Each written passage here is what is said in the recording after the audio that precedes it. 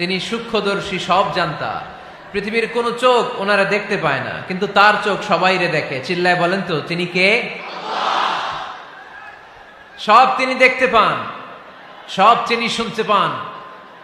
সাত আকাশের উপর সিদরাতুল মুনতাহা, তার উপরে আল্লাহর আরশ, তার উপরে আল্লাহর কুরসি, সেখানে আল্লাহ তাআলা সমাসীন। এই আরশের উপর থেকে আল্লাহ তাআলা জমিনের অতল গহ্বরে, কোন জঙ্গলে, কোন গুহার ভিতরে কোন পিপিলিকাও যদি হেঁটে যায়, আল্লাহ বলে এত উপর থেকে ওই পিঁপড়ার হেঁটে চলার পায়ের আওয়াজটাও আমি আল্লাহ শুনতে পাই। এজন্য কেউ যেটা শোনে না, শোনে কে? কেউ যেটা দেখে না, দেখে কে? কেউ যেটা পারে না, পারে কে? আওয়াজ করে বলেন, আল্লাহ কি আমাদের কাছে না দূরে? আমার বাবা মা আমার যত কাছে, তার চাইতো আমার বেশি কাছের কে?